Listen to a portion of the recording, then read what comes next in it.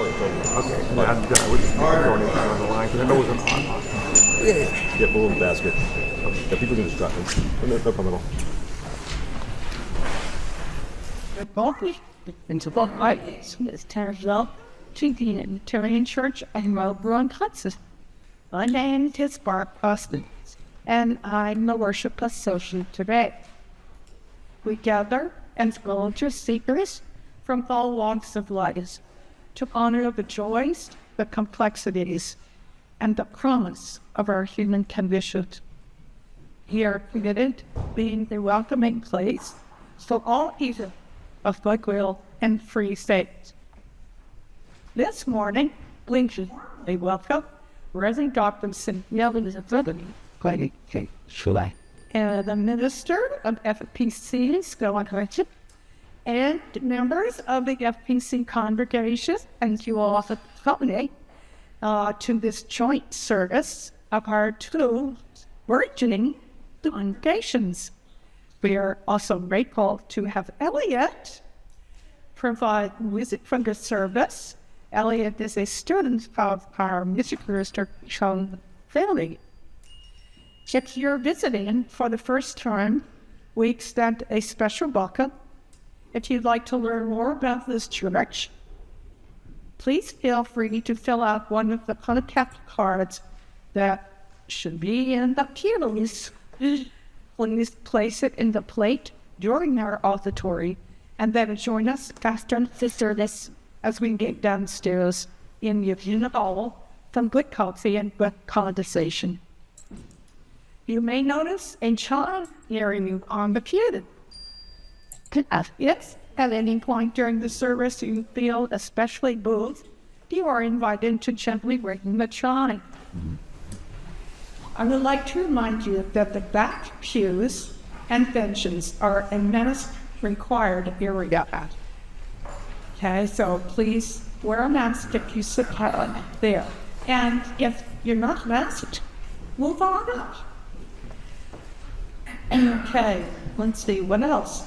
Before we continue, please silence your mobile phones to keep the outside world out and the peace of fellowship with it. And now, the service begins with a prelude. What?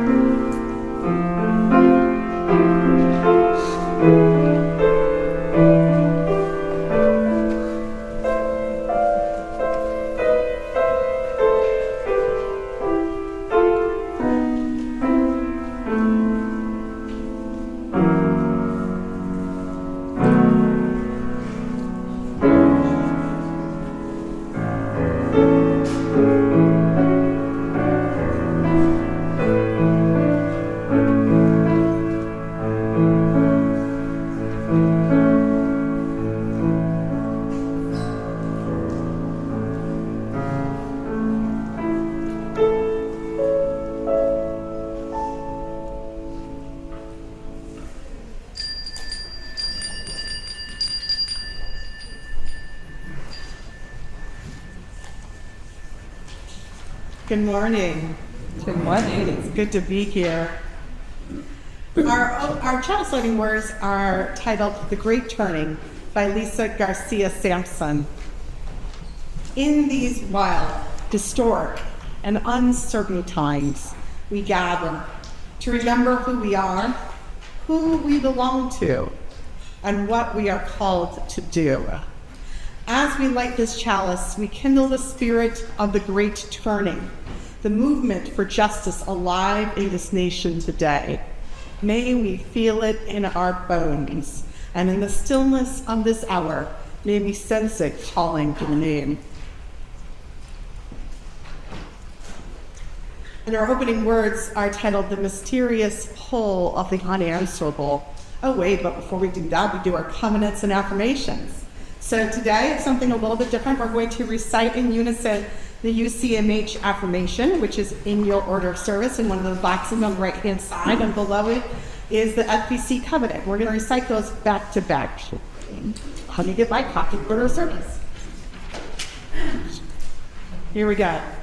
Love is the doctrine of this church. The quest for truth is its sacrament, and service is its prayer. This is our great covenant, to dwell together in peace, to seek the truth in love, and to help one another, to the end that all souls shall grow in harmony with the divine.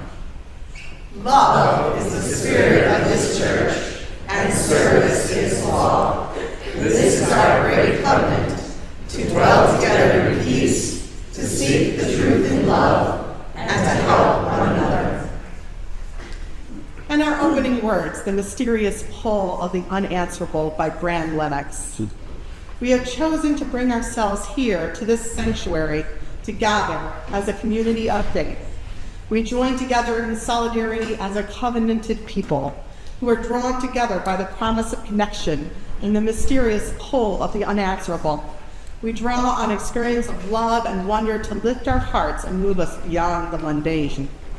As seekers, wanderers, appreciators of nature, connoisseurs of curiosity, and creators of connection, our paths have converged today so that we might become present to the spirit that is worship.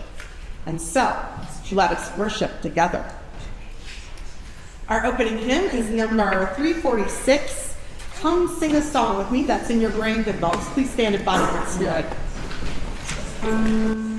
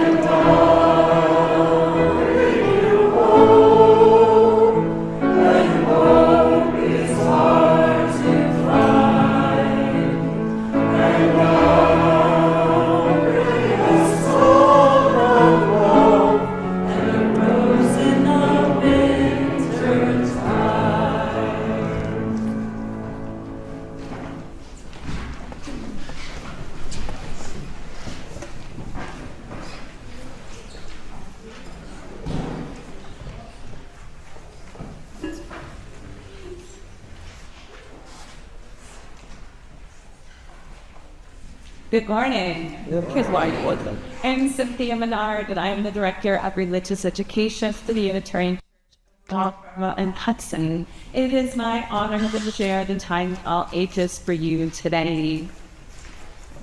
When I was thinking about our subject today in Covenant, a story, this particular story just popped right to my head. It's a favorite, although I've been looking for it. And it reminded me of, I think, an important aspect of covenanting, something that we do downstairs all the time with the kids, so I get to think about it a lot. And it reminded me that covenanting, as you use, we're so cerebral, which is awesome, right? Like, we love to think and process and talk, but sometimes we need to think a little more from our hearts. So this is a story about heart-centered thinking and head-centered thinking, called the Treehouse Rules. The treehouse was built on the congregation's grounds over 3 Saturdays in September using donated lumber and donated labor of the families who attended the church and other adults who wanted to help with the project. Even the older kids got involved, pitching in and helping any way that they could during the construction.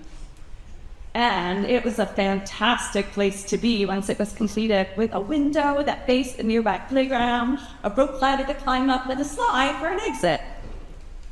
Well, everyone was happy that the treehouse was there, and after all the planning and construction, it soon became a problem. When too many kids wanted to enjoy it at once, their different ideas about how it came to be used came into conflict. The younger kids got a thrill out of running races through and hurriedly climbing up the rope ladder, rushing through the treehouse to race down the slide over and over again, one after the other.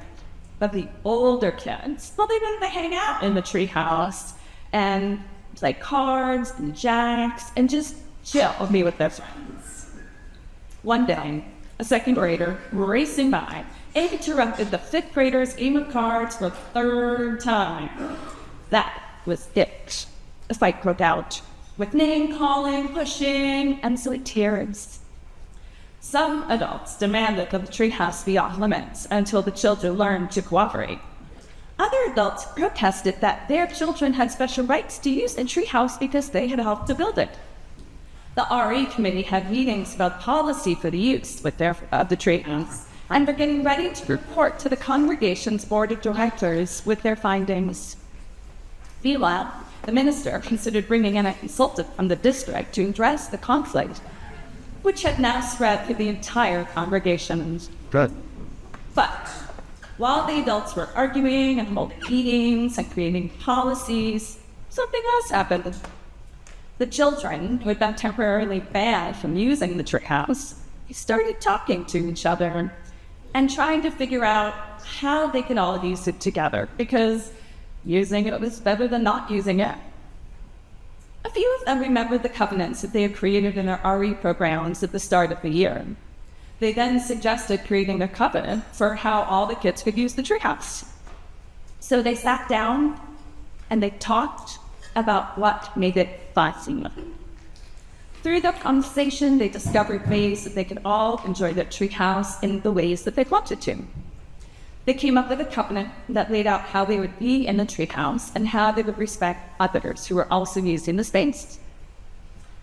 Just as the adults were starting a congregational meeting about the policy for these treehouse, some church leaders looked out the window, and when they see the kids using the treehouse, and maybe without permission, but that's okay, because they were cooperating and having fun, and nobody was upset with her. A teen who was sitting in the meeting was dispatched to the treehouse to discover what rules the kids had come up with. When she reported back to the adults, she told them that the participants had created a genuine covenant with one another. It set her covenant. The adults were humbled. Some sheepishly glanced at their church covenant framed on the wall and mostly forgot it. The congregational meeting was adjourned. The adults went on their way, reminded of the power of covenants, working together to find a solution, and the commitment of people in right relationship with one another, all because of the treehouse oaths. And now invite our youth to join me downstairs for a time of exploration and fun. We will exit through the back.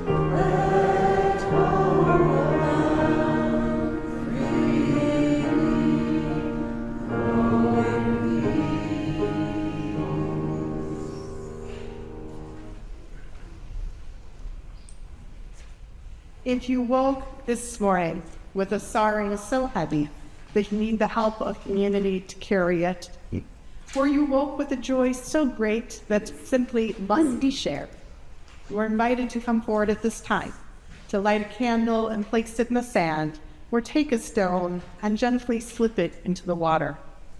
If you wish to share that joy or sorrow in words, we ask that you speak into the microphone and briefly speak so that all who wish to do so will have a chance to share.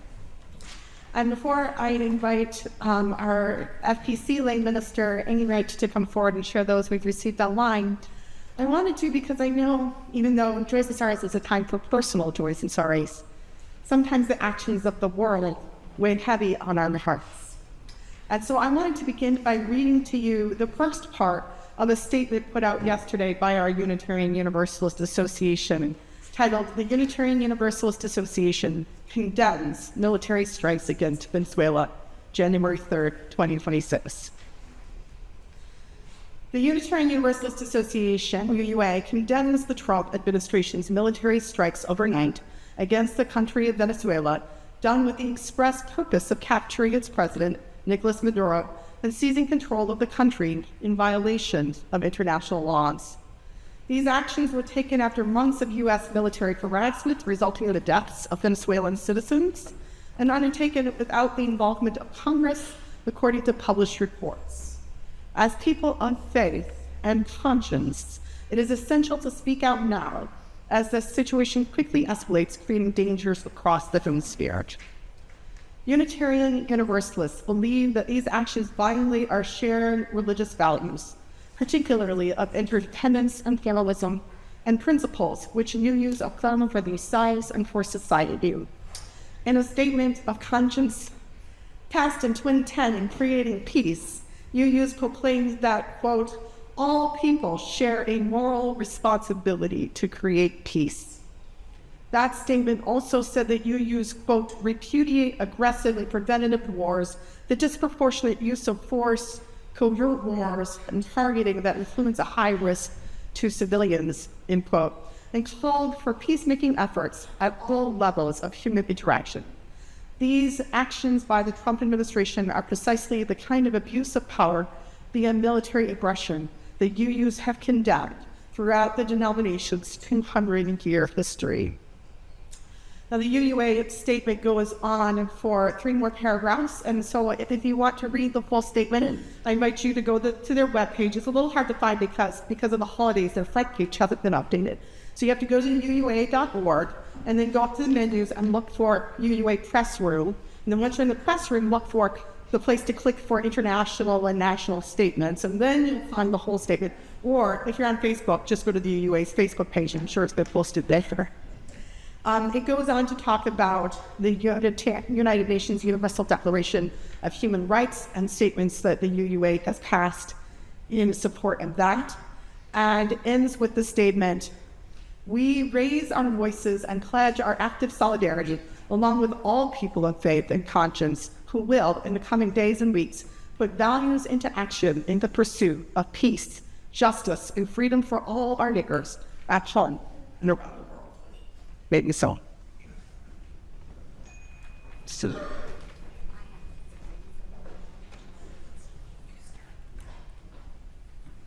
Good morning, I'm Ingrid Holcomb. I would be at the First Parish Church of Stone in Closer. Oh, wow. No. Good morning. I'm Ingrid, representing FPC portion of this wonderful congregation this morning. I'm one of the 5 lay ministers that we have in our group. It was my pleasure and my honor to collect any joys or sorrows as we do that we receive online for the week, and I just start with 3 that we have received online. These joys and griefs, spoken and unspoken, weave us together in the fabric of community. I light one final candle for the joys and sorrows that haven't been spoken, but which remain in the solemn sanctuaries of our hearts. That's not that one. I need one that will light. I'm not to the chef markers. Dublin. Get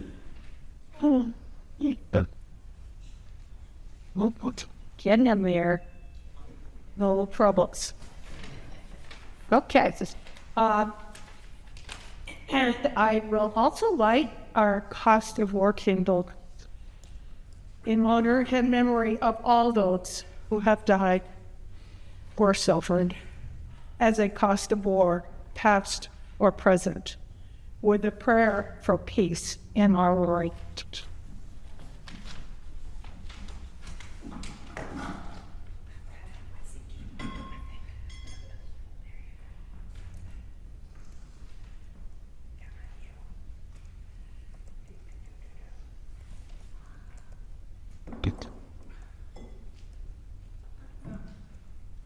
She thinks Hannah.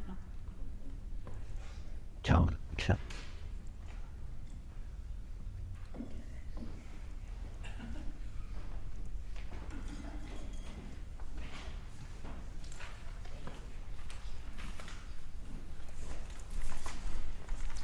And the words for meditation come from our prayer, each holding them in our hearts, your own ways. Comes from Julian Soto, titled "We Hold Hope Close." And I'd highly recommend Larry Soto's wonderful little UUA meditation manual titled "Spilling the Light," from which this comes. In this community, we hold hope close. We don't always know what comes next, but that cannot dissuade us.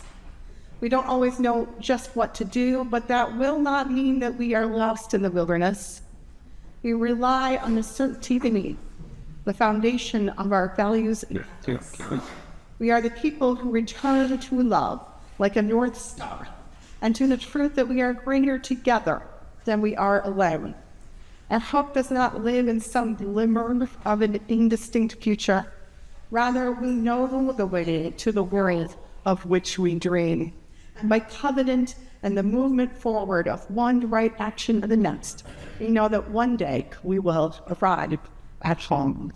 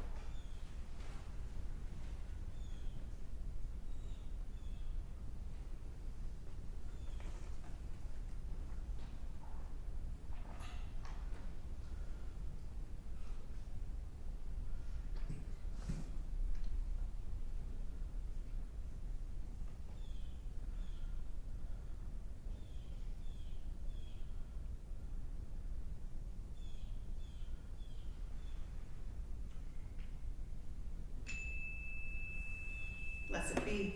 Amen.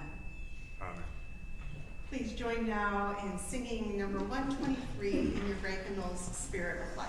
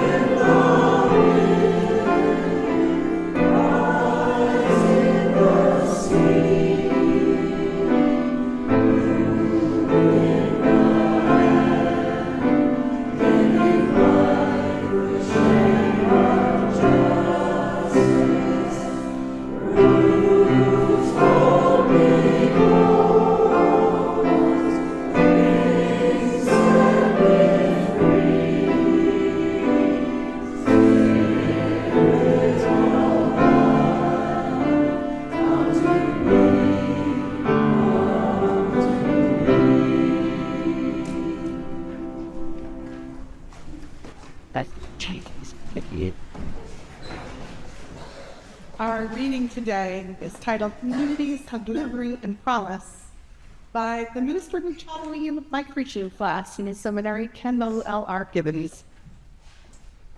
Our communities of memory and promise are founded upon covenants because we all need a defense against this impulse of immediate feelings that challenge our best intentions.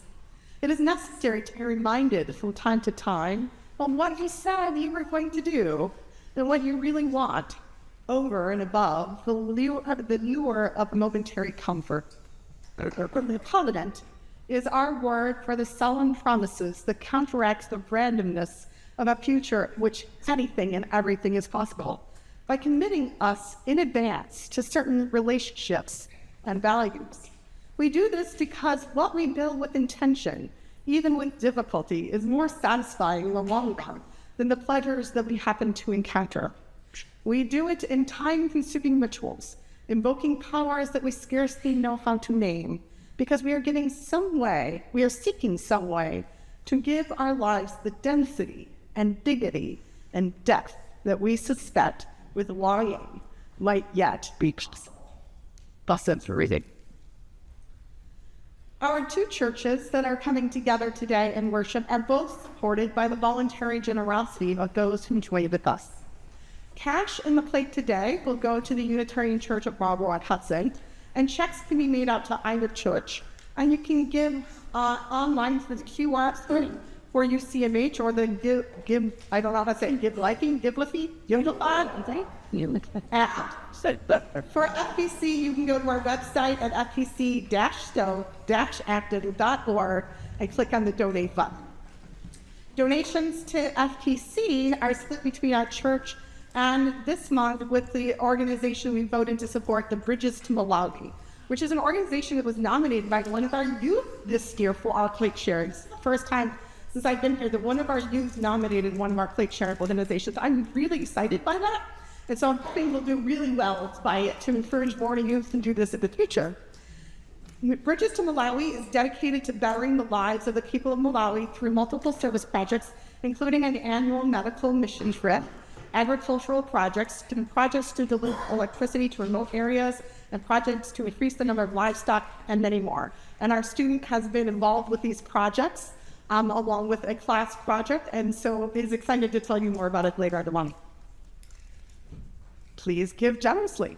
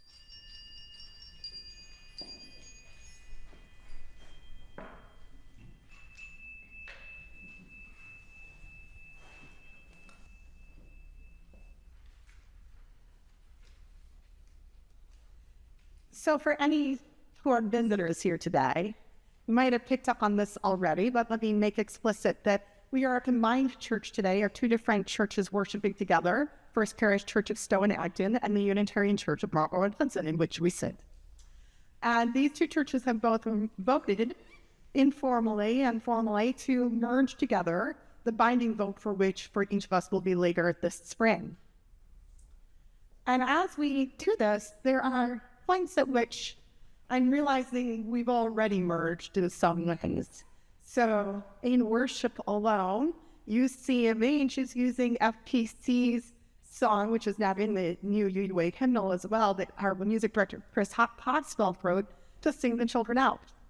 FPC has started adding a cost of work candle to our weekly candles and has found that a very valuable experience to have in your worship service.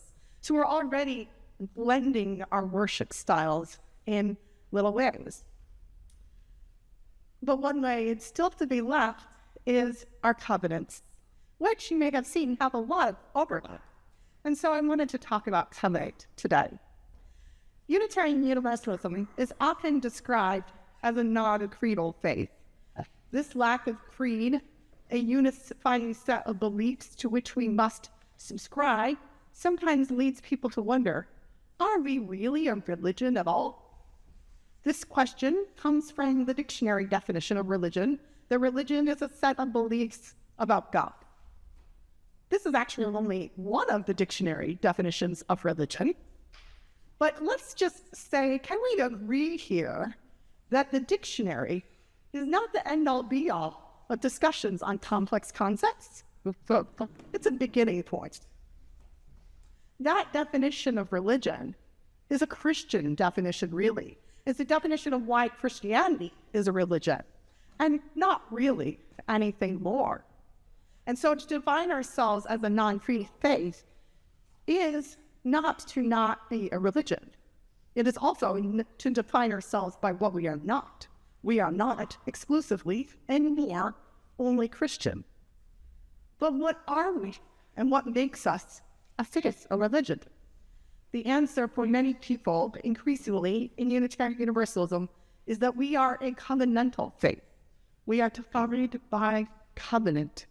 We're not defined by a commitment to a set of beliefs, but by the commitments we make to each other about how we will walk this path together. So what is covenant? In seminary, I learned that covenant is something that the people make with God and that we agree on. So for example, at Halloween one year, my two roommates and I went to a party dressed as the three covenants of God. One of us was a rainbow. One of us was Moses with the 10 Commandments. The other one was representing circumcision.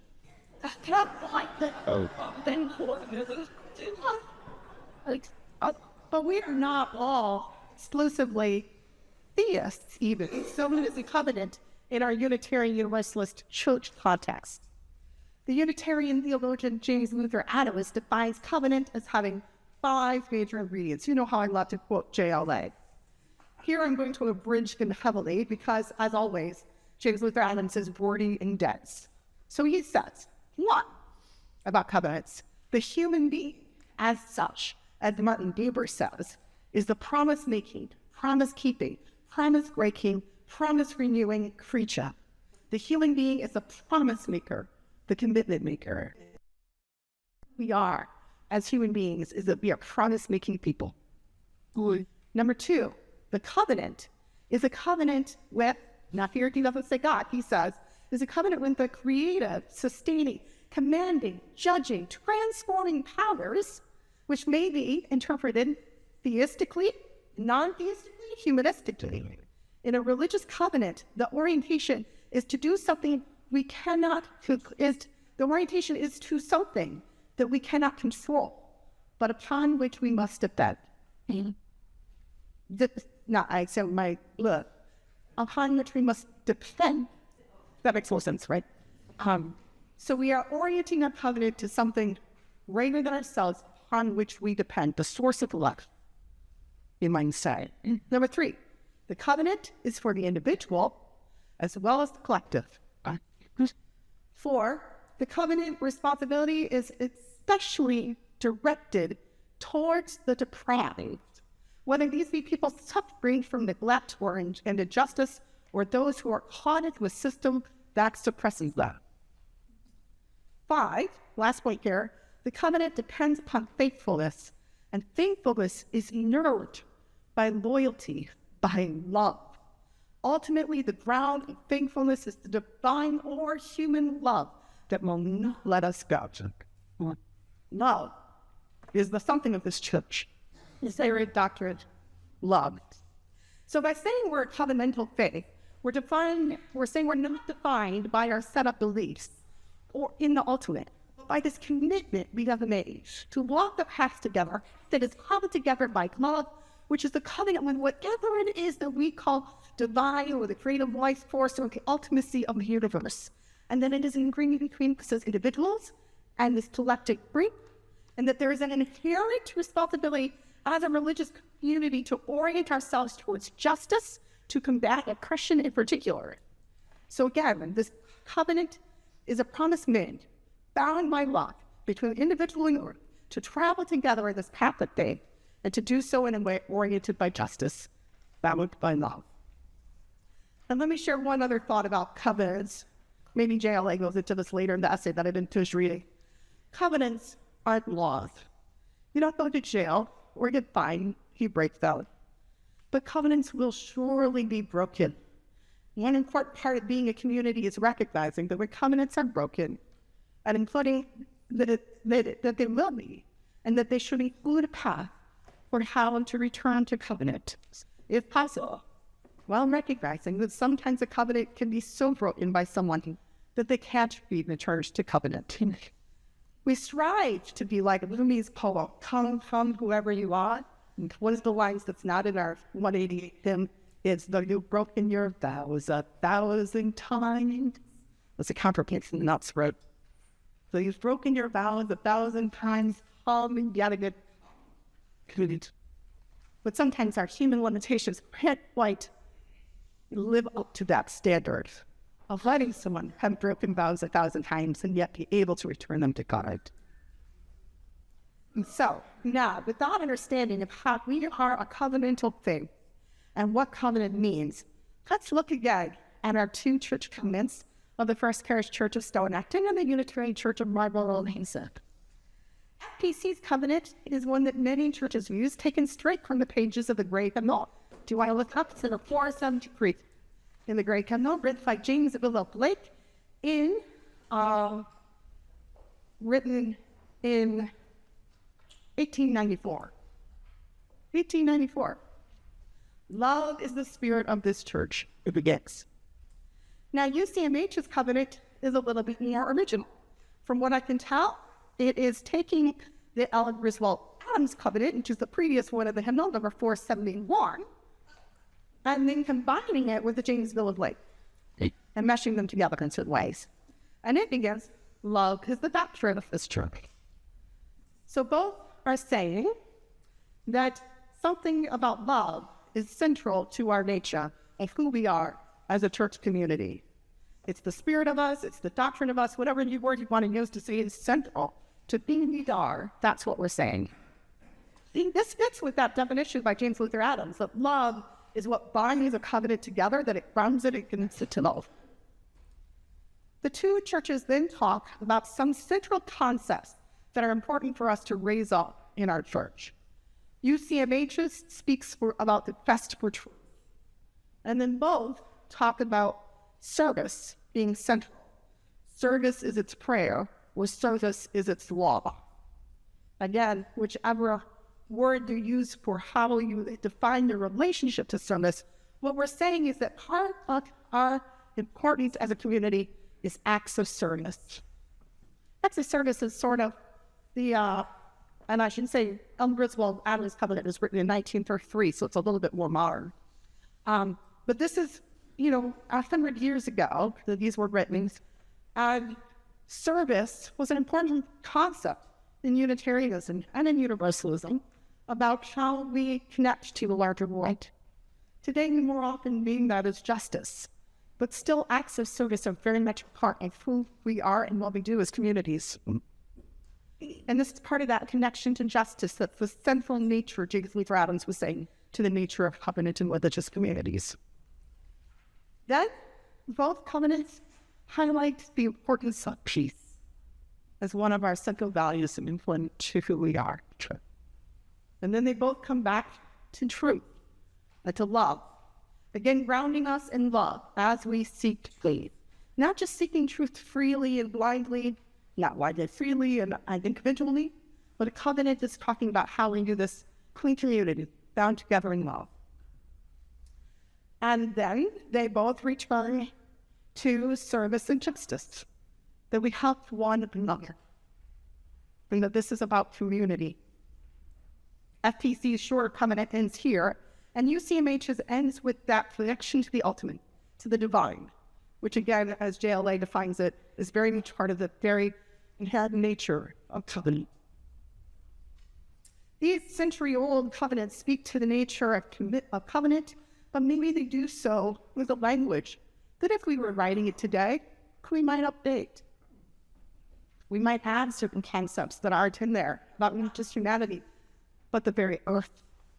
We might add concepts about the more specific justice issues we seek. We might talk about our injecting languages of the new values of the UUA: justice, equity, pluralism, transformation, interdependence, and generosity.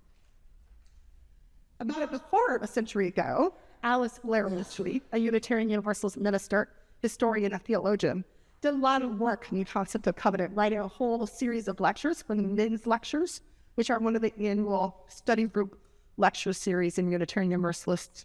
In fact, I think Lindsay LaPointe is giving a men's lecture, or just gave one. Yeah, when is that, Lindsay? It's all year. All year you're giving news lectures, and like that one. So, Alice Blair Wesley wrote her own covenant, taking the Dedham Church's covenant and updating it in her own language. She wrote, "Though our knowledge is incomplete, our truth partial, and our love uneven, from our own experience and from the witness of our faith tradition, we believe that new light is ever waiting to break through individual hearts and minds to illumine the ways of humankind. That there is mutual strength in willing cooperation, and that the bonds of love keep open the gates of freedom. Therefore, we pledge to walk together in the ways of truth and affection as best as we know them now, or may learn them in days to come, that we and our children may be fulfilled, and that we may speak to the world with words and actions of peace and goodwill." Now that's a little long. You'd probably never get it memorized. But it made me think, what would I write if I was writing a covenant?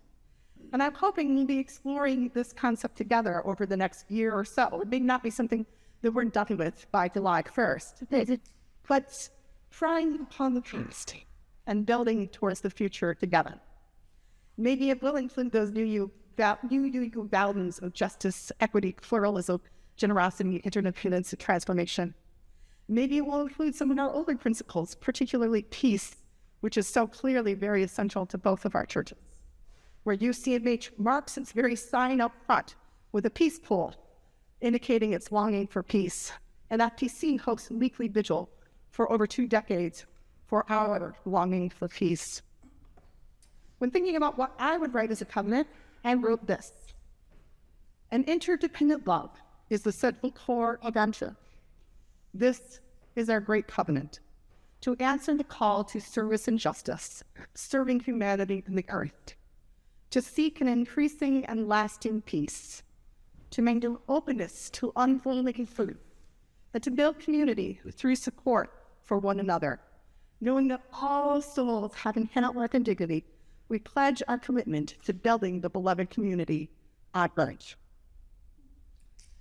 Now, I'm going to ask you, take a moment and think, if you were writing a covenant, what's the one most important word? The one thing that, can't think of one, think of 2. That's super. If you can't think of 2, you can have 3. But go on, think about this one, all right? And then I want you to turn to the one or two people closest to you and share. Awesome.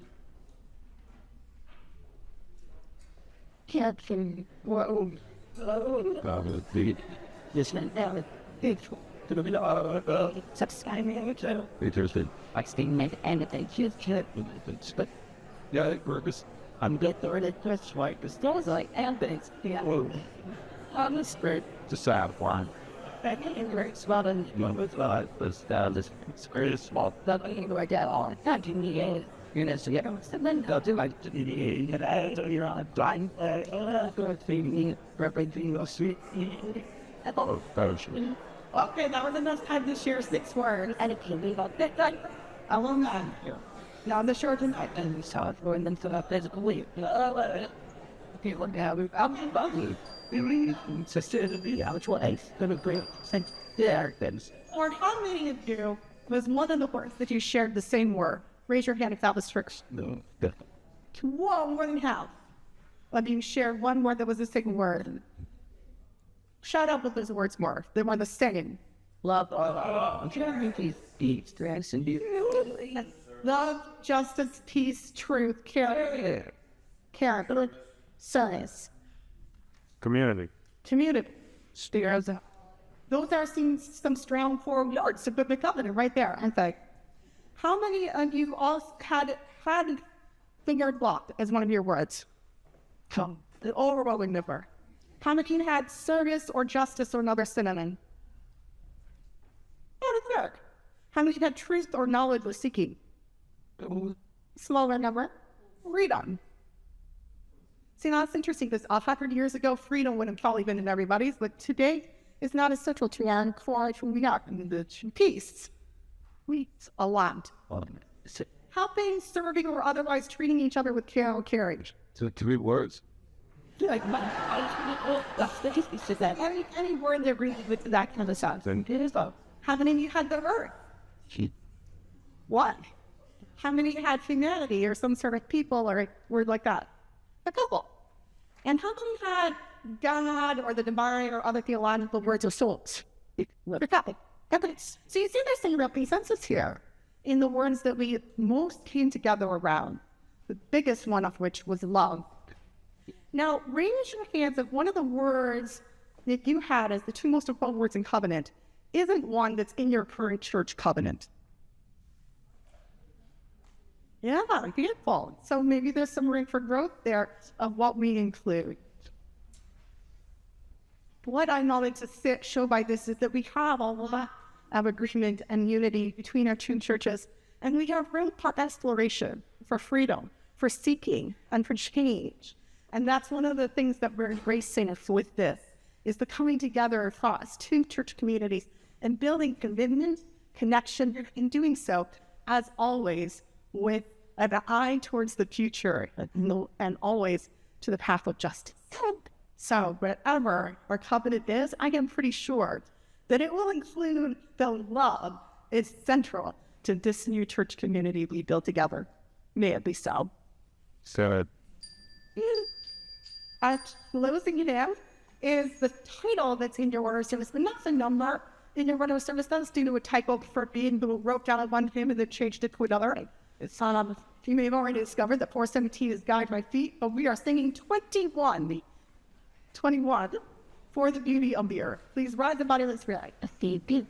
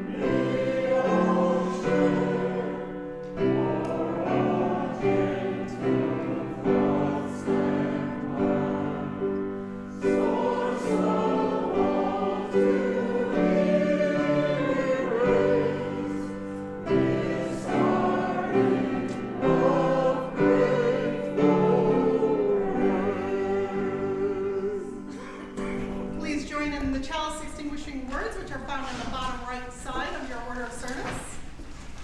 We have gathered in love, worshipped in hope, and lifted our hearts in peace. We go now to share these blessings with the world. And our closing words are by the former president of Stark County School for the Ministry, Rebecca Parker, titled Covenant. Let us covenant with one another to keep faith with the source of life, knowing that we are not our own, earth made us. Let us covenant with one another to keep faith with the community of resistance, never to forget that life can be saved from that which threatens it, by even small bands of people choosing to put into practice an alternative way of life. And let us covenant with one another to seek for an ever deeper awareness of that which springs up inwardly in us, even when our hearts are broken by our own failure or the failures of others cutting into our lives. Even when we have done all we can and life is still broken, there is a universal love that has never broken faith with us and never will. This is the ground of our hope and the reason we can be bold in seeking to fulfill the promise. May it be so. Amen.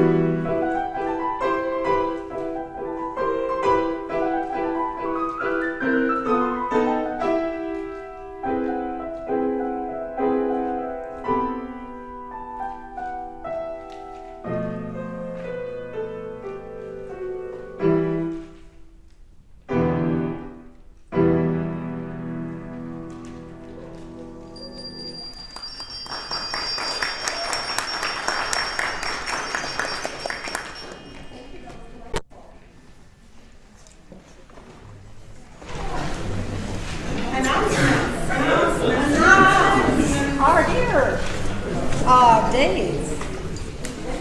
This day. Okay. Yes. You're up. Good morning. I'm Dave Sansoni. I'm one of the facilitators of the small group ministry gatherings at First Parish Church. Also one of the organizers of our fundraiser, the Craft Beer Food Truck Festival every year. So more than happy to talk to you about that as well. The first small group ministry. Faith, do it while you can, reinventing yourself. What brings you joy? Embracing life's possibilities. These are all topics that have been covered in our small group ministry meetings. Now, how many people are currently in a small group ministry? Raise your hand. Keep them up, keep them up. How many have been in the past? Okay, all right, so you have a lot of folks who can bear witness to these meetings. I like the fact that the third word in small group ministry is ministry, because that's exactly what these gatherings offer. It's an opportunity to share and minister to each other in understanding and in compassion. For our Marlborough Hudson folks and newcomers today, small group ministry is made up of several groups of 8 to 10 attendees who meet once a month to review topics that might be mentioned in church during a Sunday service, but now can be reviewed in a more personal level. You don't need to be a First Parish Church member to participate. The groups are led by one or two facilitators, and it's set up as more of a listening circle than offering commentary on what is shared. The smaller group can be particularly helpful for those of us who want to connect to fellow parishioners, but may be a little intimidated by the larger gatherings at coffee hour. Small group ministry also offers facilitators the opportunity to write up new meeting topics that are expanded then with quotations and questions. It's a wonderful creative outlet. So this is the time of year when you can sign up for the upcoming year, either online or in person at coffee hour. Ingrid Holton is here today to help do that. It's a terrific way to engage in spirit with each other, and I hope you'll join us.